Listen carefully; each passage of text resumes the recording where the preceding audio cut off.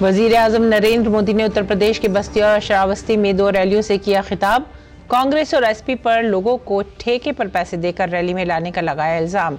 कहा, पैसे न देने पर लोग भागकर स्टेज पर चढ़े।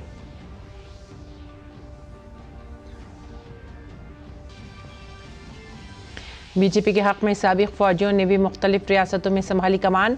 बीजेपी के सीनियर लीडर अमित शाह ने मगरबी बंगाल के कांती और डेबरा में रैलियों से किया खिताब। रियासत में अमन और अमान की बिगड़ती हुई सूरत हाल पर टीएमसी हुकूमत को बनाया निशाना। वजीर दिफा राजनाथ सिंह ने करनाल में बीजेपी के हक में की इंतखाबी तशहीर।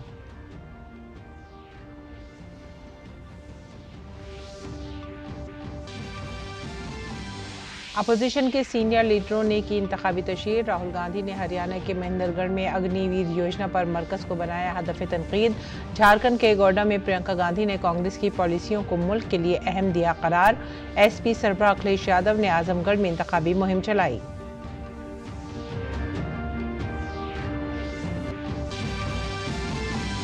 स्वाति मालीवाल ने अपनी ही पार्टी आप पर उन्हें बदनाम करने का लगाया इल्जाम। उन्होंने कहा, जाती तस्वीर लीक करके उन्हें बदनाम करने की कोशिश की जा रही है। दिल्ली पुलिस हमले के मुलजिम बेवकूफ कुमार को मुंबई से लाई वापस।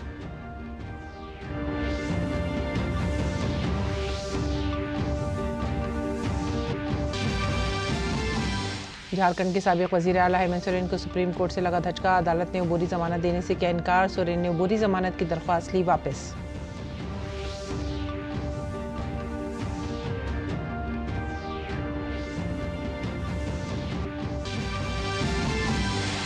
महकमा मौसमियात ने पंजाब, हरियाणा, राजस्थान, मगरबी उत्तर प्रदेश और शुमाली मध्य प्रदेश में रेड हीट अलर्ट किया जारी। 5 दिनों में हर दर्जा हरारत में 2 से 3 डिग्री का इजाफा होगा।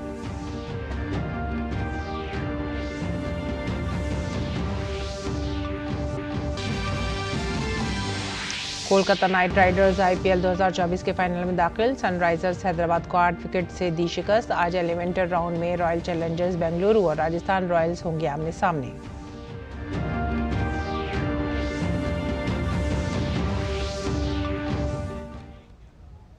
आदाब नाज़रीन, उर्दू खबरों में आप सभी का खैर मकदम है। नजर डालते हैं इस वक्त की खास खबरों पर। उत्तर प्रदेश के श्रावस्ती में वजीर आजम मोदी ने रियासत के दूसरे जलसे आम से खिताब किया। उन्होंने एसपी, कांग्रेस और इंडी इत्तेहाद को अक़रबा परवरी, ज़ात परस्ती और फ़िरक़े परस्ती का शिकार बताया। उन्होंने इंडी इत्तेहाद का मुआवजा कैंसर जैसी बीमारी से किया और इसे मुल्क के लिए एक बड़ा खतरा करार दिया। वजीर आजम ने कहा कि इंडी इत्तेहाद दलितों, पसमानदा तबकात और कबायलियों का रिजर्वेशन छीनना चाहता है। वो रियासत में जंगल राज वापस लाने की कोशिश कर रहे हैं। ये गरीबों के घरों से नल वाटर स्कीम के पानी को भी छीनना चाहते हैं। मोदी को ये सारी गालियां मंजूर है।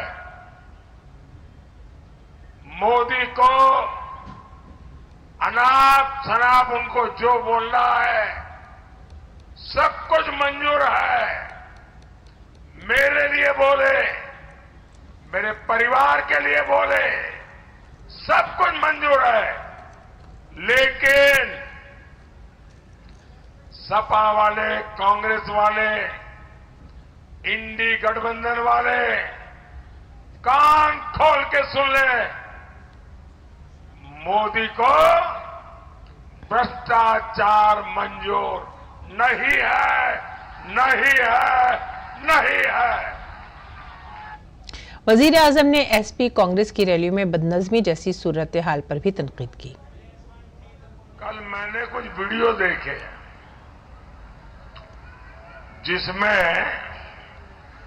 लोग भाग भाग करके मंच पे चढ़ जाते थे। तो मैंने पूछा, भाई ये हुड़दंग क्या चल रहा है? तो उन्होंने बताया कि सपा कांग्रेस वाले रैली में लोगों को लाने के लिए कॉन्ट्रैक्ट देते हैं, प्रति व्यक्ति पैसे देते हैं, लेकिन इन्होंने पेमेंट किया नहीं, इसलिए लोग गुस्से में भाग करके मंच पर पहुंच गए। अब जिस पार्टी का ये हाल हो वो आपका भला कैसे कर सकते हैं? और वजीर आजम नरेंद्र मोदी ने उत्तर प्रदेश के बस्ती में एक जलसे आम से खिताब किया। जलसे आम में वजीर आजम नरेंद्र मोदी ने कहा कि मुल्क में इंतखाबात के 5 मराहिल मुकम्मल हो चुके हैं और इंतखाबात के इन 5 मरहलों ने मुल्क में तीसरी बार मोदी हुकूमत की तस्दीक कर दी है। इस दौरान पीएम ने इंडिया इत्तेहाद को निशाना भी बनाया। साथियों, देश में 5 चरण के चुनाव हो चुके हैं। इन 5 चरणों ने ही देश में तीसरी बार मोदी सरकार पक्की कर दी है।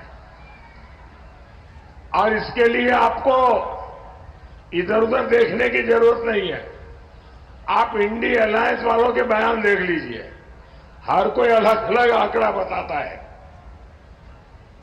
और उनके पुराने आंकड़े और उनके पुराने परिणाम देख लीजिए तो आपको पक्का भरोसा हो जाएगा कि पूरा इंडिया अलायंस ऐसा निराशा की गर्त में डूबा है, ऐसा निराशा की गर्त में डूबा है कि अब उनको ये भी याद नहीं रहता है कि वो 2 दिन पहले क्या बोले थे, आज क्या बोल रहे हैं।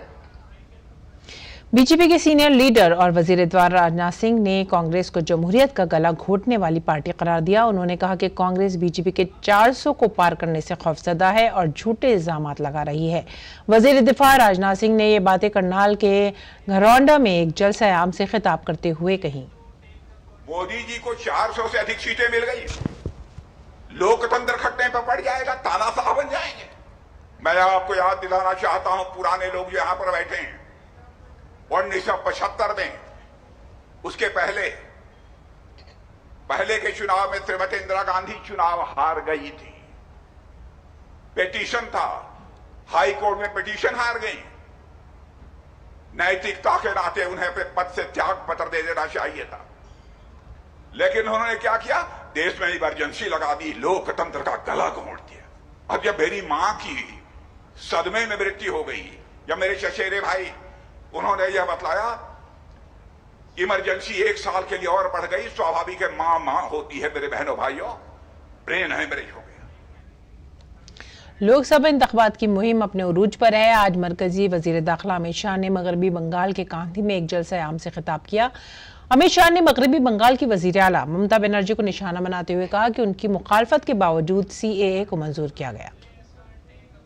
5 चरण का चुनाव समाप्त हो चुका है।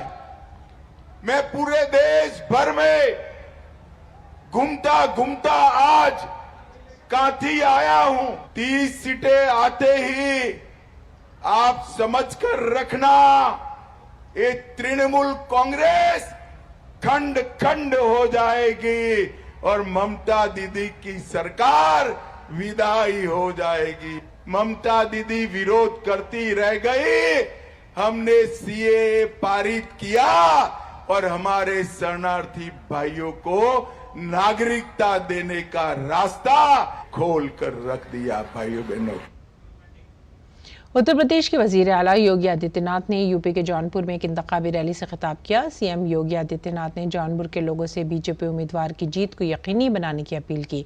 उन्होंने पाकिस्तान के हवाले से बयान पर अपोजिशन पर शदीद हमला भी किया।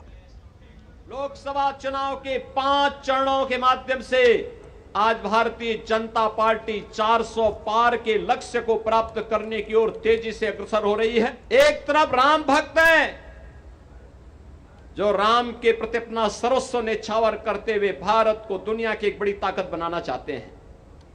दूसरी तरफ रामद्रोही हैं, वे राम का तो विरोध करते ही करते हैं, लेकिन राजनीति के इस हद तक गिर जाते हैं कि अब भारत का ही विरोध कर रहे हैं। क्या कहते हैं लोग? कहते हैं कि पाकिस्तान को धमकी मत दीजिए, उसके पास एटम बम है। हमें आश्चर्य होता है, अबे दाने दाने के लिए मोहताज पाकिस्तान की धमकी भारत जैसे बड़े देश को देते हैं जो दुनिया की सबसे बड़ी उभरती हुई अर्थव्यवस्था है। महाराष्ट्र के नायब वजीर आला देवेंद्र फडणवीस ने पुणे में कार हादसे से मुतालिक कांग्रेस लीडर राहुल गांधी के बयान को सियासत करने की इंतहाई बदतरीन कोशिश करार दिया है। उन्होंने कहा कि पुणे पुलिस इस मामले में फौरी कार्रवाई करेगी। इस घटना का राजनीतिकरण करने की ये बहुत ही ओछी कोशिश है, क्योंकि पुणे की घटना में पुलिस ने तुरंत कार्रवाई की। जुवेनाइल जस्टिस बोर्ड ने उसके ऊपर जो निर्णय दिया उसके ऊपर हमने भी आश्चर्य व्यक्त किया है, लेकिन पुलिस उस पर रुकी नहीं। पुलिस ने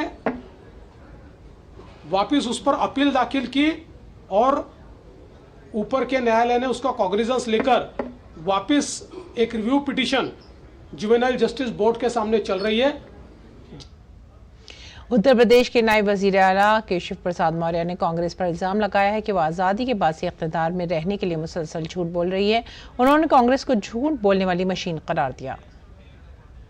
ये झूठों का सरदार कौन है? देश से लगातार आज़ादी के बाद से सत्ता में रहने के बाद झूठ तो कांग्रेस बोलती है। कांग्रेस तो झूठ बोलने की ऑटोमेटिक मशीन है। उनके पास कोई मुद्दा नहीं है हमारे प्रधानमंत्री जी के खिलाफ। जब भी कांग्रेस की सरकार रही, बड़े बड़े भ्रष्टाचार के घोटाले के उन पर आरोप लगते रहे, लेकिन मोदी जी के खिलाफ एक भी आरोप नहीं है। उनके पास मुद्दा ही नहीं है। गरीबों की भलाई के लिए जितना मोदी जी ने काम किया 10 साल में, वो 60 साल में भी नहीं कर सके।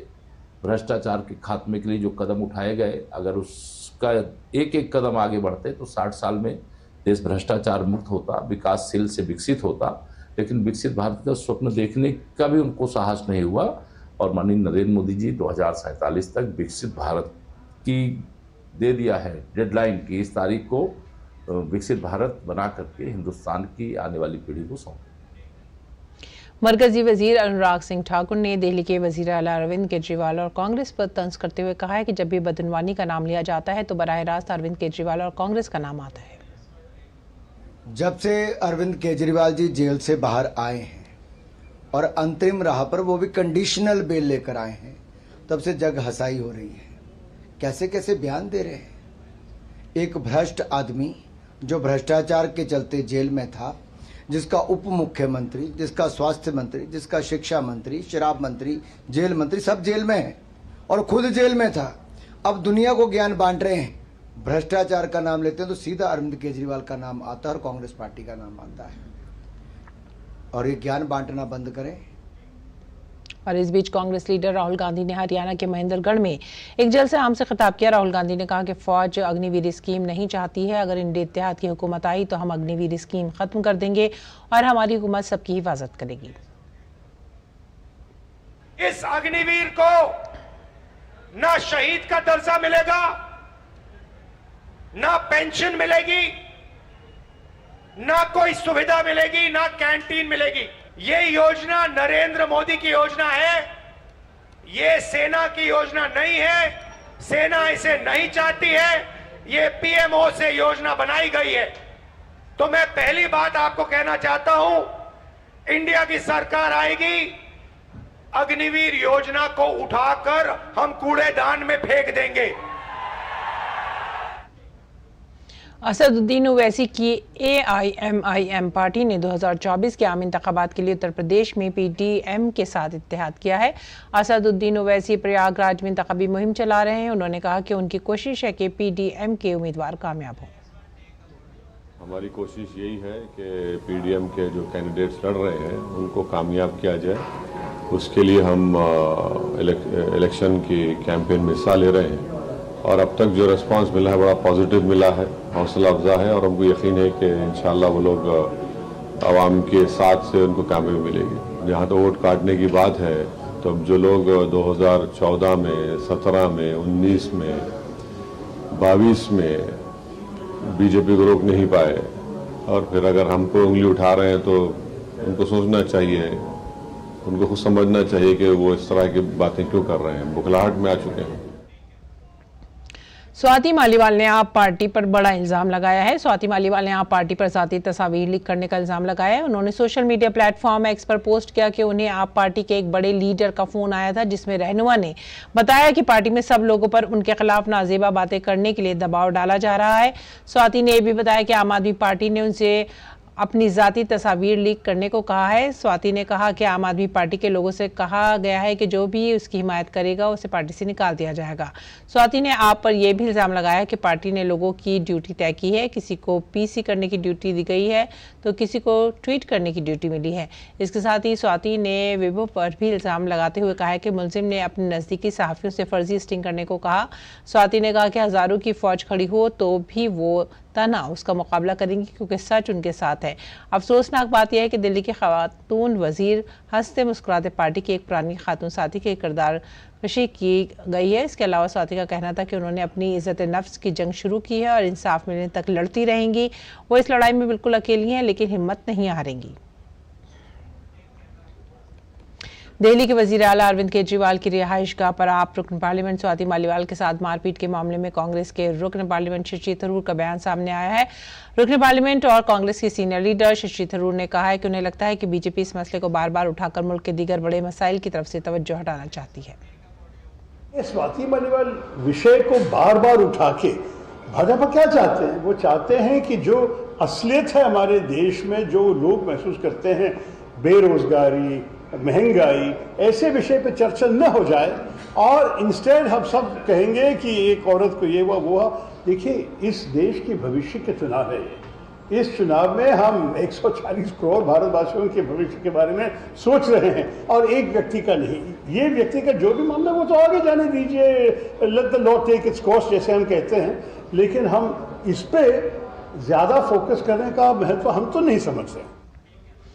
बीजेपी लीडर हरदीप सिंह पुरी ने शशि थरूर पर सवाल उठाते हुए कहा है कि उन्होंने अक़वाम मुत्तहिदा के कई महकमों में काम किया है, उन्हें स्वाति मालीवाल केस में खवातीन की इज्जत के बारे में जानना चाहिए। आप शशि थरूर साहब से एक चीज पूछिए, इतने साल आपने संयुक्त राष्ट्र में काम किया, इतने साल आपने संयुक्त राष्ट्र में आप कई अलग अलग डिपार्टमेंट्स में थे, इंफॉर्मेशन डिपार्टमेंट में भी थे, क्या आप कहेंगे कि इस मुद्दे की जो इंपॉर्टेंस है इसको आप डाउनग्रेड कर रहे हैं because Swati Maliwal is important और डिग्निटी ऑफ विमेन? बीजेपी ने आम आदमी पार्टी पर खवातीन की इज्जत ना करने का इल्जाम लगाया है। बीजेपी के तर्जुमान सुधांशु त्रिवेदी ने कहा है कि अभी तक पूरे वाक़े की सीसीटीवी फुटेज सौंपी नहीं गई है। ये केजरीवाल जी वही व्यक्ति है ना जो कहते थे मैं दिल्ली के चप्पे चप्पे पे सीसीटीवी लगवा दूंगा, ये सब तो इनके दावे थे। और आज हालात ये है कि मुख्यमंत्री आवास के एक चप्पे का सीसीटीवी फुटेज अवेलेबल नहीं है। मतलब ये कथनी और करनी में किसी व्यक्ति के कितना बदलाव हो सकता है कि जो कहता था दिल्ली के चप्पे चप्पे पे सीसीटीवी लगवा दूंगा, वो मुख्यमंत्री आवास के एक चप्पे का CCTV footage uninterrupted uncut CCTV footage देने की स्थिति में नहीं है। महिला सम्मान को ध्वस्त करने से लेकर सरकार की प्रशासनिक प्रक्रिया को ध्वस्त करने तक जो कार्य आम आदमी पार्टी की सरकार ने किया है वह दिल्ली की जनता के सामने अब शीशे की तरह स्पष्ट है। गोवा के वजीर आला और बीजेपी लीडर प्रमोद सावंत ने दिल्ली के वजीर आला अरविंद केजरीवाल को निशाना बनाते हुए पूछा है कि दिल्ली के वजीर आला स्वाति मालीवाल मामले में 9 दिन से खामोश क्यों हैं। उन्होंने ये भी कहा कि आम आदमी पार्टी अब दिल्ली मुखालिफ और खवातीन मुखालिफ हो गई है। मैं दिल्ली में लोगों को मिलता हूं, खास करके मेरे भाई और बहनें को जो दिल्ली में प्रचार दौरान मुझे मिलते हैं, उन्होंने मुझे एक ही सवाल पूछा कि 9 दिन से ये जो स्वाति मालीवाल केस में दिल्ली का सीएम अरविंद केजरीवाल कुछ भी क्यों नहीं बात कर रहा है, वो चुप क्यों बैठा है, उस किस कारण चुप बैठे हैं। उन्होंने कुछ तो इस बात पे क्लैरिफिकेशन देना चाहिए। मुझे लगता है कि इस तरह से जो स्वाति मालीवाल की केस में केजरीवाल जी की चुप बैठना वो खुद सब कुछ बता देता है।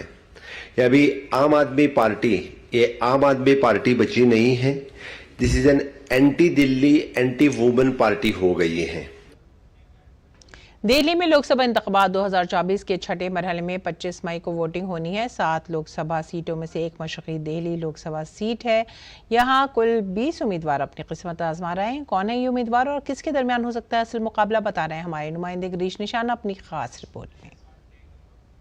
मशरक़ी दिल्ली लोकसभा सीट राजधानी की 7 लोकसभा सीटों में से एक है। ये सीट 10 असेंबली सीटों पर मुश्तमिल है, जिनमें लक्ष्मी नगर, कृष्णा नगर, गांधी नगर, विश्वास नगर, शाहदरा, कोंडली, त्रिलोकपुरी, जंगपुरा और पटपड़गंज, ओखला शामिल है। इस बार इस सीट पर कुल 20 उम्मीदवार अपनी किस्मत आजमा रहे हैं। इस बार बीजेपी ने मशरक़ी दिल्ली म्युनिसिपल कॉरपोरेशन के साबिक मेयर हर्ष मल्होत्रा को मशरक़ी दिल्ली लोकसभा सीट से अपना उम्मीदवार बनाया है। जहां झुग्गी वहां मकान होगा तो वहां साफ सुथरी सड़कें, सीवर की व्यवस्था, पीने के पानी की अच्छी व्यवस्था, ऐसा पार्क भी जहां पर वहां के नागरिक बैठ के अपनी बातचीत कर सके, थोड़ा घर से बाहर भी ग्रीनरी में बैठ सके, मेरे मन में सबसे पहली प्रायोरिटी ये लगती है। इस बार आम आदमी पार्टी ने एमएलए कुलदीप कुमार पर दांव खेला है। बेरोजगारी का है, देश के संविधान को बचाने का है, देश के लोकतंत्र को बचाने का है। और लोकल की बात करूं तो ऐसा मुद्दा है कि जो सांसद यहाँ रहे 5 सालों में, वो आज तक जनता के बीच में कभी आए नहीं, कोई काम उन्होंने किया नहीं, कोई बलात्कार उन्होंने बनाया नहीं, कोई सड़क उन्होंने बनाई नहीं, पुलिस की व्यवस्था उन्होंने देखी नहीं, तो उन्होंने कोई काम यहाँ पे नहीं किया। आज उन मुद्दों को लेकर हम बीच में जा रहे हैं। बहुजन समाज पार्टी ने यहां मोहम्मद वकार चौधरी को अपना उम्मीदवार बनाया है। वकार चौधरी तवील अरसे से आम आदमी पार्टी से जुड़े हैं। मैं महिला सुरक्षा की बात कर रहा हूँ, मैं युवाओं के रोज़गार की बात कर रहा हूँ, मैं जो महंगाई, बेतहाशा महंगाई हो रही है उसकी बात कर रहा हूँ, जो दलित और मुसलमानों पे अत्याचार हो रहा है मैं उसके लिए बात कर रहा हूँ। मेरे मेन मुद्दे ये हैं। इसके अलावा शिक्षा, स्वास्थ्य, पानी, बिजली, जो बुनियादी सुविधाएं, उनको लेकर हम लोग चुनावी मैदान में हैं। इलाके के वोटर्स के भी अपने मसाइल हैं। कोई मुल्क को मजबूत करने के नाम पर वोट देने की बात कर रहा है, तो कोई मशरक़ी दिल्ली की तरक्की के नाम पर बेहतर क़यादत चाहता है। पूर्वी दिल्ली में विकास चाहिए हमें, और जो गवर्नमेंट विकास करेगी उसको हम वोट देंगे, और जो देश को मजबूत और शक्तिशाली बनाए अपना।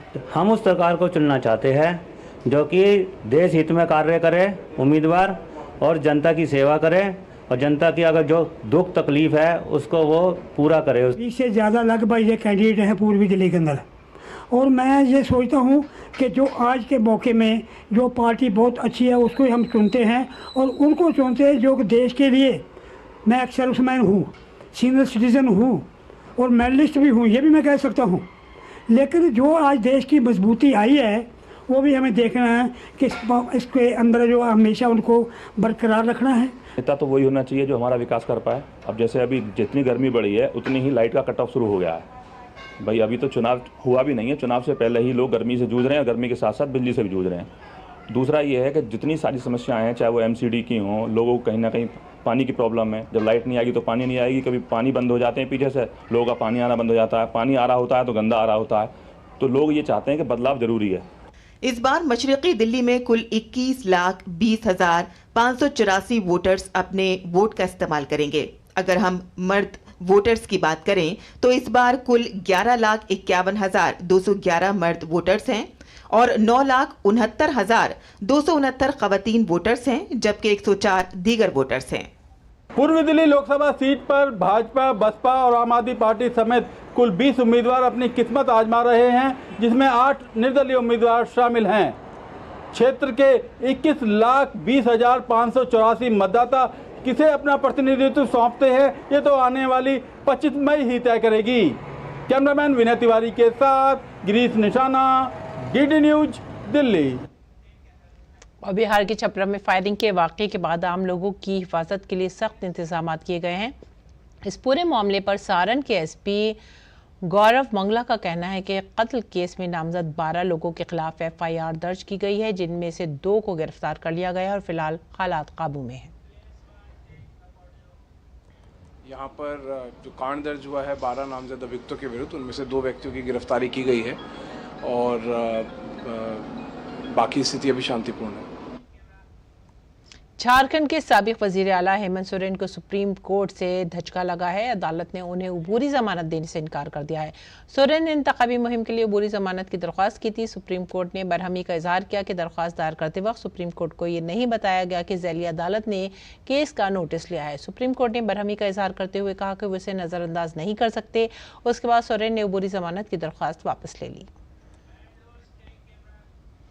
और बात करेंगे मौसम की। महकमा मौसमियात ने आइंदा 2 से 3 दिन में दर्जा हरारत में 2 से 3 डिग्री तक के इजाफे की पेशनगोई की है।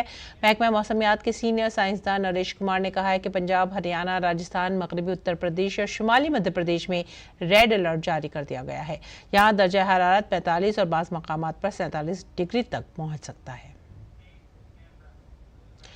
मुल्क में बड़े पैमाने पर मोबाइल फ़ोन तैयार किए जा रहे हैं। मोबाइल फ़ोन मैन्युफैक्चरर्स की तंजीम Indian cellular and electronics association ICEA के मुताबिक मुल्क में मोबाइल फ़ोन की पैदावार में गुज़िश्ता 10 बरस में 21 गुना इजाफा हुआ है, जिसके दौरान तकरीबन 4.10 लाख करोड़ रुपए के मोबाइल फ़ोन की पैदावार का तखमीना लगाया गया है। माली साल 2024 जबकि माली साल 2014-15 में भारत से मोबाइल फ़ोन की बरामदात सिर्फ 1556 करोड़ रुपए थी। भारत से मोबाइल फ़ोन की बरामदात माली साल 2024 के आखिर तक 1.2 लाख करोड़ रुपए तक पहुंचने की उम्मीद है। चीन के बाद भारत दुनिया का दूसरा सबसे बड़ा मोबाइल फ़ोन बनाने वाला मुल्क बन गया है। 2014 से पहले मुल्क में सिर्फ 2 मोबाइल फ़ोन मैन्युफैक्चरिंग यूनिट थे, लेकिन साल 2021 के बाद भारत में मैन्युफैक्चरिंग यूनिट्स की तादाद 200 से ज़्यादा हो गई है। दूसरे ममालिक के मुकाबले भारत में मोबाइल मैन्युफैक्चरिंग की कम लागत की वजह से एप्पल और सैमसंग जैसी बड़ी मोबाइल कंपनियों ने भारत का रुख किया है। जाहिर है हुकूमत की तरफ से चलाई जाने वाली PLI स्कीम ने इसमें बहुत ताउन किया है।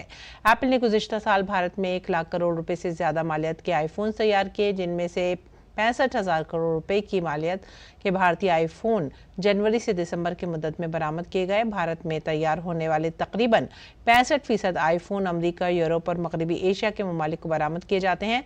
सैमसंग नोएडा में अपनी दूसरी सबसे बड़ी मोबाइल फ़ोन कंपनी चलाता है। भारत में इस्तेमाल होने वाले 97% मोबाइल फ़ोन अब मुल्क में ही तैयार किए जा रहे हैं।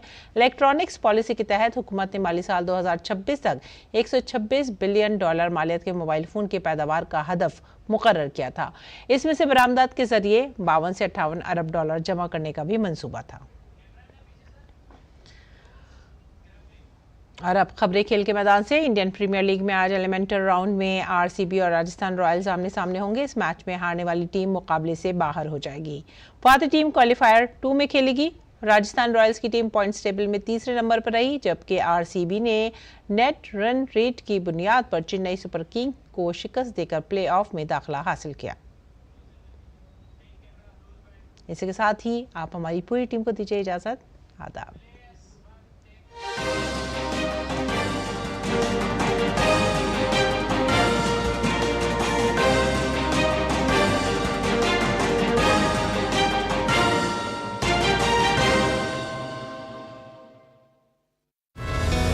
गर्मियों में बढ़ता हुआ दर्जे हरारत, सेहत के कई